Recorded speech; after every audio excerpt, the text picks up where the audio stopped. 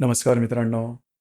धनुराशीचा स्वामी गुरु 9 October नंतर आपल्या 6व्या सणात की ज्याला शत्रू आणि रोगसान म्हटलं जातं या ठिकाणी वक्री होणार आहे. याचप्रमाणे तुमच्या राशीच्या सप्तम स्थानामध्ये मंगळ जो आहे तो दिनांक 20 तारखेपर्यंत राहणार आहे. सप्तम स्थानाला जायस्थान असं सुद्धा म्हटलं जातं की जे तुमच्या वैवाहिक जोडीदाराचं स्थान आहे. हे ग्रह आणि इतरही जे ग्रह आहेत त्याचे प्रभाव परिणाम ऑक्टोबर महिन्याकरता धनु राशीवरती कशा प्रकारचे असतील या संदर्भातली खुलासेवार चर्चा आपण या व्हिडिओमध्ये करणार आहोत. सर्वात पहिल्यांदा आपण चर्चा करू की आपल्या राशीचा जे स्वास्थ्य मानसिक किंवा शारीरिक हे नेमकं कशा प्रकारचं असेल. जसं की तुमच्या राशीचा जो स्वामी आहे गुरु हा तुमच्या 6व्या स्थानात भ्रमण करतोय. 9 तारखेनंतर वक्री होणार आहे आणि जो षष्टेश आहे शुक्र जो की तुमच्या लाभ स्थानातून व्यय स्थानात जाणार आहे दिनांक 14 तारखेला आणि अष्टमामध्ये 21 तारखेनंतर जो मंगळ आहे तो येणार आहे. तर एकंदरीतच या महिन्याच्या साधारण 14-15 तारखेनंतरचा जो कालावधी आहे त्यामध्ये थोडंसं तुम्हाला शारीरिक मानसिक स्तरावरती त्रास होण्याची शक्यता आहे. त्या संदर्भात काळजी घेणं गरजेचं राहील.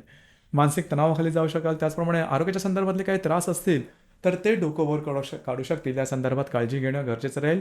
याचप्रमाणे इझी मनीच्या मागे या महिन्यात जाऊ नका. तुमचे अंदाज चुकतील. आर्थिक स्थैर्याबद्दल सांगायचं झालं तर तुमच्या राशीचा जो धनेश आहे शनी जो की तुमच्या तृतीय स्थानामध्ये भ्रमण करतो आहे तो वक्री झालेला आहे. तुमच्या राशीचा जो पंचमेश आहे मंगळ जो की तुमच्या 7व्या स्थानामध्ये भ्रमण करतोय 21 तारखेनंतर हा तुमच्या 8व्या स्थानामध्ये भ्रमण करणार आहे. याचप्रमाणे तुमच्या राशीचा जो लाभेश आहे शुक्र जो की तुमच्या लाभ स्थानामध्येच भ्रमण करतो आणि 14 तारखेनंतर हा जो शुक्र आहे हा शुक्र तुमच्या व्यय स्थानामध्ये भ्रमण करणार आहे. ते एकंदरीत सांगायचं झालं तर या संपूर्ण महिन्यामध्ये थोडंसं फायनान्शियल क्रंचेस किंवा आर्थिक तणाव थोडा जाणवेल. या संदर्भात काळजी घ्या. जवळजवळ 15 ते 18 तारखेपर्यंत ज्या गोष्टी आहेत त्या तुम्हाला अपेक्षित अशा चालतील. 18-19 तारखेनंतर गोष्टी थोड्याशा वेगळ्या वळणाने जातील. म्हणजेच आर्थिक संदर्भात थोडेसे त्रास होण्याची शक्यता आहे. तुमची गुंतवणूक आणि खर्च यावर थोडंसं नियंत्रण ठेवणं गरजेचं राहील. जर तुम्ही शेअर मार्केटमध्ये ट्रेड करत असाल तर तुमचे जे महत्त्वपूर्ण व्यवहार आहेत ते साधारण 18-20 तारखेपर्यंत करून घ्या. यानंतर ग्रहसौख्याबद्दल सांगायचं झालं तर तुमच्या राशीचा जो चतुर्थेश आहे गुरु जो की तुमच्या षष्ठ स्थानामध्ये भ्रमण करतोय 9 तारखेनंतर वक्री होणार आहे. तर साधारण 10-12 तारखेनंतर घरातलं जे वातावरण ते थोडंसं गढूळ झाल्यासारखं वाटेल. घरातल्या व्यक्तींवरचे नातेसंबंध गेल्यासारखे जाणवतील. त्या संदर्भात थोडीशी काळजी घेणं महत्त्वपूर्ण राहील. याचप्रमाणे घरातल्या ज्या मोठ्या व्यक्ती असतील त्यांच्या आरोग्याकडे सुद्धा लक्ष देणं गरजेचं राहील. दिनांक 10-12 तारखेनंतर वास्तूच्या संदर्भातले कुठलेही महत्त्वपूर्ण कामं नवीन वास्तू घेणं असलेली वास्तू विकणं वास्तूमध्ये रिनोव्हेट करणं अशा प्रकारच्या जे गोष्टी आहेत त्या करू नका. याचप्रमाणे रिलेशनशिपबद्दल सांगायचं झालं तर तुमच्या राशीचा जो पंचमेश आहे मंगळ जो की तुमच्या 7व्या स्थानामध्ये भ्रमण करतोय 21 तारखेनंतर हा जो मंगळ आहे तुमच्या अष्टमात भ्रमण करणार आहे. तर एकंदरीतच जर तुम्ही तुमच्या रिलेशनशिपमध्ये असाल तर साधारण 22-23 तारखेनंतरच्या कालावधीमध्ये थोडंसं लक्ष द्या. तुमच्यामध्ये आणि तुमच्या रिलेशनशिपमध्ये ज्या व्यक्ती असेल त्यांच्यामध्ये थोड्याफार प्रमाणात वादविवादाचे प्रसंग निर्माण होतील. थोडं काळजी घेणं गरजेचं आहे. खास करून ज्या गर्भवती महिला आहेत त्यांनी स्वतःच्या आरोग्याकडे लक्ष देणं अत्यंत आवश्यक राहील. जो विद्यार्थी वर्ग आहे त्यांच्यासाठी हा कालावधी चांगला दिसून येईल. वैवाहिक जीवनाबद्दल सांगायचं झालं तर तुमच्या राशीच्या सप्तमामध्ये मंगळ जो ग्रह आहे तो भ्रमण करणार आहे. 21 तारखेनंतर अष्टमात भ्रमण करेल आणि सप्तमेश जो आहे तो तुमच्या दशम लाभ आणि व्यय स्थानामध्ये भ्रमण करणार आहे.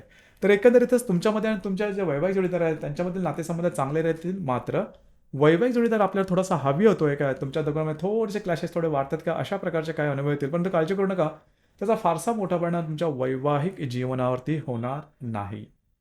कार्यक्षेत्राच्या संदर्भात सांगायचं झालं तर तुमच्या राशीचा जो कर्मेश जो आहे किंवा ज्याला आपण दशमेश म्हणतो बुध जो की तुमच्या दशम स्थानामध्येच भ्रमण करतोय 11 तारखेनंतर लाभात भ्रमण करेल आणि 30 तारखेनंतर तुमच्या व्ययात भ्रमण करणार आहे. तर जे काही तुमचं कार्यक्षेत्र असेल त्या संदर्भामध्ये तुमच्या अपेक्षेप्रमाणे गोष्टी होऊ शकतील. काळजी करू नका. थोड्याफार प्रमाणात सहकर्मी किंवा वरिष्ठांवर वादविवादाचे ठिणग्या उडू शकतील. त्याकडे थोडंसं लक्ष द्या.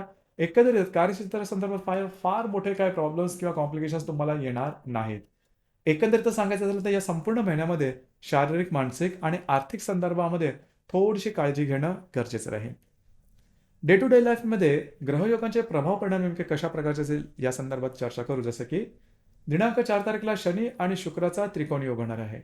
शनी जो की तुमच्या तृतीयात भ्रमण करतो वक्री आणि जो शुक्र तुमच्या लाभस्थानात भ्रमण करेल दोघांचा त्रिकोण तुमच्यासाठी शुभ फलदायी असाच असणार आहे. कागदोपत्री व्यवहार कमिटमेंट प्रॉमिसेस या संदर्भातले काही महत्त्वपूर्ण कामं तुमची होऊ शकतील. दिनांक 8 तारीख तुमच्यासाठी शुभ फलदायी राहील. गुरु जो की तुमच्या षष्ठात भ्रमण करतोय जो बुध तुमच्या दशमात भ्रमण करेल दोघांचा त्रिकोण योग होणार आहे आणि मंगळ शुक्रचा त्रिकोण योग सुद्धा तुमच्या सप्तम लाभ स्थानामधून होणार आहे. कार्यक्षेत्राच्या संदर्भातली महत्त्वपूर्ण कामं या दरम्यान होऊ शकतील, जी थांबलेली आहेत, जी कामं होत नाहीत आणि त्याचप्रमाणे तुम्ही काही अपेक्षा केलेली असेल त्या संदर्भातले सुद्धा काही चांगले अनुभव तुम्हाला येतील. महत्त्वाचं म्हणजे वैवाहिक जोडीदाराचे नातेसंबंध सुमधुर अशा प्रकारचे दिसून येतील. वैवाहिक जोडीदाराबरोबर कुठे बाहेर फिरायला जाण्याचा योग सुद्धा या दरम्यान संभवतो. दिनांक 14 तारखेला मंगळ आणि रवीचा दृष्टी अधिष्ठित केंद्र योग होणार आहे. मंगळ जो की तुमच्या 7व्या स्थानामध्ये भ्रमण करतोय, जो रवी तुमच्या दशमात भ्रमण करतोय, दोघांचा दृष्टी अधिष्ठित केंद्र योग होणार आहे. हर्षल आणि शुक्राचा प्रतियोग सुद्धा होणार आहे. काळजी घ्या, या दरम्यान वैवाहिक जोडीदाराचे नातेसंबंध ताणले जाण्याची शक्यता राहील. याचप्रमाणे जे तुमचं कार्यक्षेत्र असेल त्याच ठिकाणचे जे वरिष्ठ असेल त्यांच्यावर सुद्धा वादविवादाचे प्रसंग निर्माण होतील. या दरम्यान थोडंसं आरोग्याकडे लक्ष देणं सुद्धा महत्त्वपूर्ण आहे, कारण याचा जो स्ट्रेस असेल तो तुमच्यावर येण्याची शक्यता जास्त राहील. दिनांक 15 तारखेला नेपच्यून आणि शुक्राचा त्रिकोण योग होणार आहे. नेपच्यून जो की तुमच्या चतुर्थात भ्रमण करतो आणि जो शुक्र तुमच्या व्ययस्थानात भ्रमण करतोय, दोघांचा त्रिकोण योग तुमच्यासाठी अतिशय शुभ फलदायी राहील. वैवाहिक जोडीदाराकडे बाहेर फिरायला जाण्याचा योग संभवतो. काही अनपेक्षित लाभ तुम्हाला या दरम्यान संभवतात. दिनांक 22 तारखेला शनी आणि बुधाचा त्रिकोण योग सुद्धा होणार आहे. शनी जो की तुमच्या तृतीयात भ्रमण करतोय, जो बुध तुमच्या लाभ स्थानामध्ये भ्रमण करतोय, दोघांचा त्रिकोण तुमच्यासाठी शुभ फलदायी असाच असणार आहे. खास करून कागदोपत्री व्यवहार, कमिटमेंट, प्रॉमिसेस याकरता हा कालावधी उत्तम असणार आहे.